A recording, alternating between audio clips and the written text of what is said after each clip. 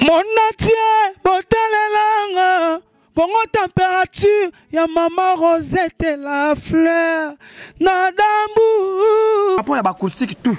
Oui, Betami. Voilà. La musique congolaise.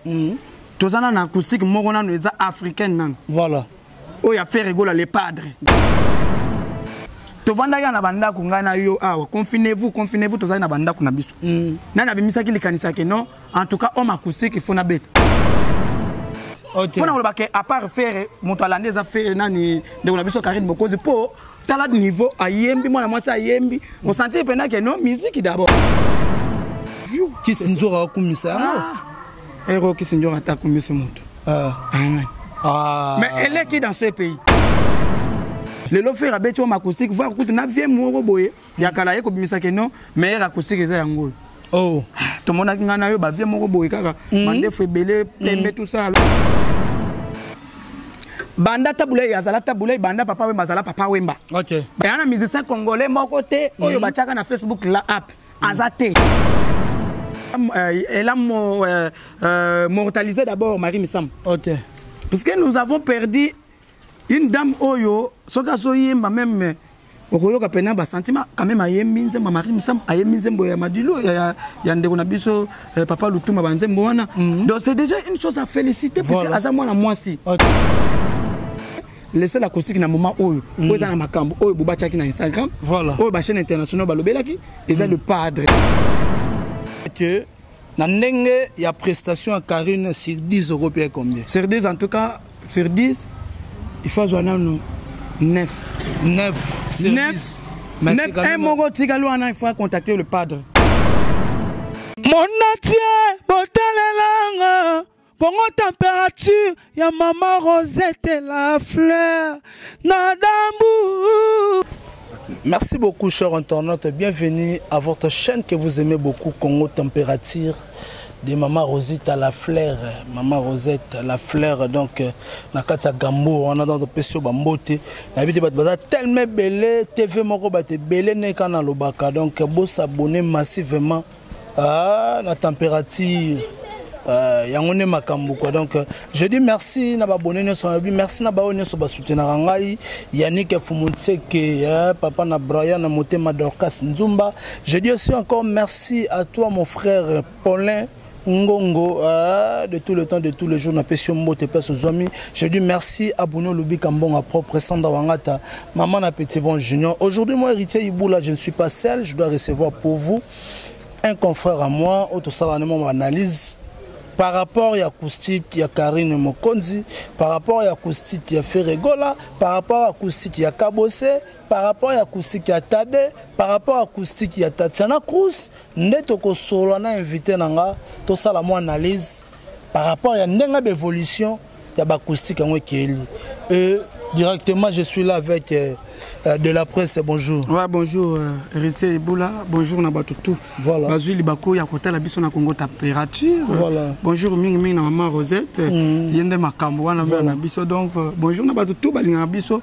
Batouabete vraiment Libako. Yakota, la chaîne, na émission, nayo. Donc, merci beaucoup, Nandeng. Aussi, quand même, il faut porter sur la Makam par rapport à Nandeng, musique et Zokotambola, par rapport à Nandeng, chronique et Zokotambola. Merci beaucoup de la presse. Je suis avec toi, Mbangana. Mbanga toujours de l'écolo. Des fois. Donc tout le monde a dit acoustique eza ko betama, acoustique betami, faire rigoler le moto ya yamba bandaki acoustique house et pesi polémique. To les sous faire rigoler bien c'est acoustique live batade ba beti makabose ba beti. Mais tout le monde Karine Mokonzi pe a beti. Au juge acoustique on est. En tout cas, merci beaucoup, une très belle question. J'espère que Maman Solange Tangasol, Zaki vraiment Moutona Bando, je réponds à répondre. Maman Solange Tangasol, on a déjà à Paris. Voilà. Ceux qui ont lingué peut-être faiblesse sexuelle, les a toujours au Tangasol avec Solange Bouete. On a de Bandal. Donc par rapport à l'acoustique, tout, oui, Betami, voilà. La musique congolaise, tout ça, l'acoustique, moi, nous africaine. Voilà. Oh, il y a fait rigoler les padres. Voilà. Oh, ils ont un acoustique numéro 1. Oh, il y a biso ngana bino. To yebi keno, ils ont maman acoustique. OK. Donc après on a total il y a biso il y a Karine Mokonzi. Voilà. Parce que au moins les lois acoustique. La musique a changé. Voilà. Musique les andenga bata boulete. musique eza eza ndenge batabula ete voilà musique eza ndenge oyo bino bokanisela kite ya bawende koloso ete ozo comprendre lelo moyen ozo mbunda pa mobetaka boda bato bakoya te po ba instrument eza te la musique a changé lelo to comme na système moko boye beta rumba mais autrement OK beta rumba mais autrement expliquez bisonon donc ça dit ozo beta rumba mais d'une façon un peu professionnelle OK dans le sens que net se fait rigoler ndenga beta acoustique bato bakaza net que non faire koyemba ba mise ba kochela ba bato bakokota ba chendenge abeta na France mais non ba chele ba ker te mais abeti acoustique d'abord na studio et acoustique voilà koyoka voix d'abord ndenge ezali les différents na album ndenge bimaka donc kobeta pe bongo même ndenge bato bakomi ko critiquer za playback bon les playback muta sali playback bino to bakomi ko landa playback bino pe bokobeta acoustique te voilà to vanda ya na banda ku ngana yo awa confinez-vous to zali na banda ku na biso na bimisa ki likanisa ke non en tout cas homme acoustique il faut na beta to na ba misa minene kutu ko baleki faire na mbo neti ba quadra koraman bato neti ba jibe mpia na ba na biso we ranson na bimisa ki ide wana te ke non ndenge za bobo beta homme acoustique lelo faire abeti homme acoustique voir kutu na vie moko boye ya kala ye ko bimisa ke non meilleur acoustique eza yango oh to mona ngana yo ba vie moko boye kaka mande fo belé pembe tout ça lobi o ndenge za boye acoustique ya bien yango na zo revenir bino botala ya lobi acoustique nini wa ndimi to mona ki ba vie na biso ba to belé ba misa ki ba acoustique papa to mona ba to belé ba misa ki acoustique mais laisser l'acoustique na moment oyo oza na makambo oyo buba chaki na Instagram voilà oyo ba chaîne internationale ba lobelaki eza le padre oyo ku to mona ki ngana yo ba chaki na Facebook app banda musique congolaise ezala musique congolaise banda tabule yazala tabule banda papa wemba zala papa wemba batikala ko cha yete na Facebook app batikala ko cha yete oh et ana musicien congolais moko te oyo bachaka na Facebook la app azate atako muto ayela biso rumba vie na biso tabule nani papa ba Youssoufa voilà mais nani maître nani papa ba Youssoufa ah nani papa tabule muto ayela biso rumba kenda ko lokota so na mboka kibin akena ko lokota ka eza bon rumba za bon na biso te to ko komisa par rapport à kitesse ya ba congolais voilà eza bon na biso eza ba kibin OK tabule mutara na bo rwana aw voilà batikala ko cha yete na Facebook app atikala ko cha mate na Afrique awa ngoyolo batikala ko cha mate fali pupa zo ba na lobi na Congo awa eza na mutu te ba cha na Facebook app azate ata fali pupa mutu ba cha za faire papa TV za radio te beta to kende ya solo to beta to kende moi je suis pas contre les gens. Je suis contre les gens qui sont contre la bonne musique. Voilà. Je suis contre avec les gens qui sont contre la bonne musique. Faire rigolo la fait de la bonne musique. Voilà. Il faut d'abord apprécier l'artiste. Parce que comme il y a idéologie d'abord, il y a conseil acoustique dans le moment dont nous sommes confinés à la maison. Voilà. C'est d'abord une chose à féliciter. Mais au moment où Congolais ont fait, voilà que tout le monde a fait un bouba. Pour la acoustique a fait rigolo na Instagram. Voilà. Babandi bouba si là, bouba sans impact. Bouba sans impact kaka po ache fait rigolo pendant que Bouba bando tchaba vient na biso ba fali banani azaki sans impact te congolais fois sosola lelo ba komi ko loba ke non Facebook wana eza Facebook moko boye compte eza fausse compte eza faux compte eza compte à solo te donc tango ba tchaka ba mindele wana tout wana eza compte malamu soki ba tche le padre eza mabe soki frère abeta acoustique boye otef wana frère acoustique te na robeta bino ba frère acoustique to moni ba tebele ba mbwa kanda ba beti ba acoustique balanda mbwa kanda moi je suis pas ici pour citer les noms ya bateau bazan succès te mais to moni kaka bateau mo mbwa ba bimisi bande ko na biso batizela mutabeti excusez vraiment mutabeti acoustique talboso fait rigola acoustique house to mona ki nani mutulokola nani kabose bulembu pe ay robeta deuxième personne to moni tadalandi ainsi de suite mais faut la ba ressort na ngo ba retomber bateau ba yes ma fait rigola mais mutaye ko longola so rumba ya kabose ba beza likolo papa et acoustique house na combien de views qui sinzora kumisa yango ero qui sinzora ta kumisa mutu mais elle est qui dans ce pays ben oui, photo ya ba identité à mutu. Yo zo lega na TV zo kumisa. Tu n'as jamais reçu asa ya manani na TV, asa journaliste? Asa journaliste da porte-parole. Oh mais ozobo asa porte-parole ya nani? Ba vérité porte-parole lelo toza ba Blanchard Moussaka. Toza na ba Roger Ngandou. Voilà. Toza na ba Freddy Baya. Toza na ba Tebele o lelo ngana to mona ba za ba vrai porte-parole. Voilà. Donc sur ce bango yazane porte-parole te. Pona yo. Merci beaucoup de la presse. Au talaki acoustique à Karine Mokonzi, artistement par là, au Rolobani.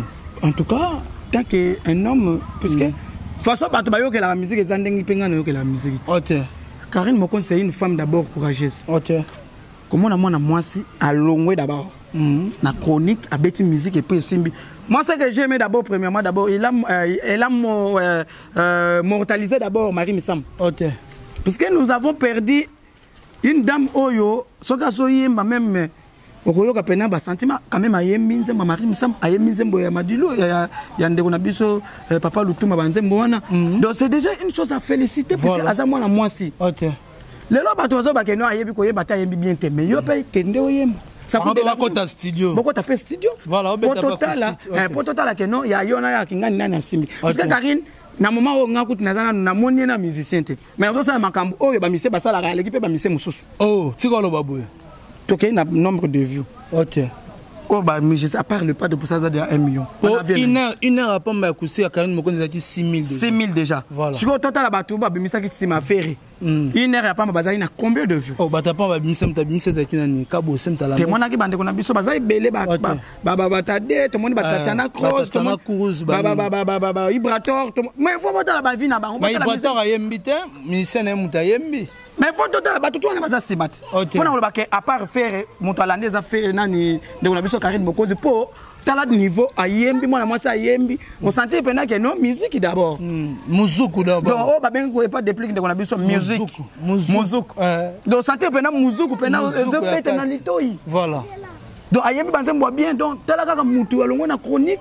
Quand on a mis ces belés, les loyaux, les journalistes, ces belés, on a chronique. Babeta musique simba te me Karine ezo simba ndeti nani okotangela biso baze belé bato RTVS 1 to bando mona de ko na beta musique simba te to mona ba Raissa baza tellement belé Raissa va so na bango eza wapi ah ben donc so ko tala que na ndenge ya prestation à Karine sur 10 € paye combien sur 10 en tout cas sur 10 il faut jouer 9 sur 10. Il faut contacter le padre. À contacter le padre. Merci beaucoup, chers internautes. C'était là de la presse autosaïne par rapport au salaire analyse pour nous spécialement par rapport à l'évolution de la musique congolaise de la presse n'a bien depuis que moi comment vraiment la sous-émission na biso na habité ba toi retenir ni na passage na. En tout cas ba toi retenir d'abord que non tout ça va congolais chacun fait sa musique. OK. Mais il faut besoin que c'est la musique à l'époque, nous avons la musique. Voilà. Nous tout le monde Karine quand même à se donner la musique, c'est une bonne chose. Voilà. Il faut t'encourager d'abord parce que moi c'est Aza étrangère voilà. Karine c'est un Congolais. Il faut Aza quinoise. OK. Aza pe moi na kisasa nano. Aza te quinoise à Koya mais Aza quinoise donc ça dit moi na kisasa. Donc faut ba quinoise biso tout ça faire na mutu. Voilà. Mais net na poto on ne ba obeta bandule ne ba mettre mon un peu grâce mbisi ba msimo logo na il faut Brazzaville balobela makambo wana parce que ngana ko lobela makambo wana te ya Zambis bato bazala sama balobela banani bato bazana sama balobela parce que ya Zambis oh balobela makambo mbisi te bazana mokili. OK. Merci beaucoup à toi la note comme na sous émission de la presse bamabanga no pa nani puis numéro contact. Numéro na contact déjà plus 243 89 68 04 984. Plus 243 89 68 04 984. En tout cas, ce que moi je vais vous demander c'est d'abord contacter d'abord Solange Tangasol.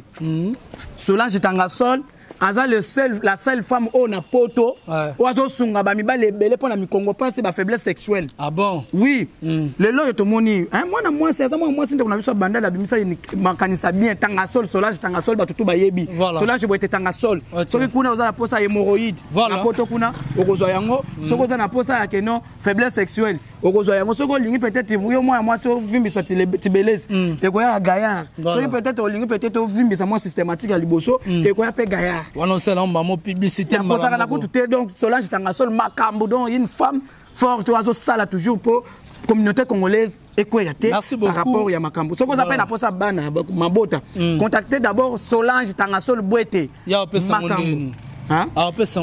Nous avons des médicaments qui traitent nos symptômes. Merci beaucoup. Merci beaucoup na Solange Tangasol, moi na banda la tongo donc balobi Bambo Maluima Palabala, donc nous sommes ensemble, c'est la famille Solange Tangasol. Merci beaucoup na mon vieux oh babengi Tiko Sengo Chima, famille de Bintou on a vu na biso, j'espère. Merci beaucoup na Anel Kaba Fossette, on a journaliste na biso. Merci beaucoup na Onos Limbambe, le prix Nobel de la SAP. Merci beaucoup na Batu tout Balinga le bougar de la presse, bana poto tout je vous aime. Bana bandal tout en tout cas, Inch'Allah. Banda jusqu'à ce que Banda les remplacer Gombepo, je suis sûr et certain. Ici, les amis, c'est comme musique et Banda, donc comme une basta. Voilà. Donc, si vous avez un Gombe, on a un impact. En tout cas, vous vous abonnez massivement à Congo Température. Vous ne serez jamais plus, même jamais dessus. Donc, merci beaucoup à mon frère. Merci beaucoup de la presse. Makambu. Je dis merci à mon caméraman, ma machine, à musée, à mon bal à Mouindo Talio CP. Et puis je dis merci, pourquoi pas, à ma mère.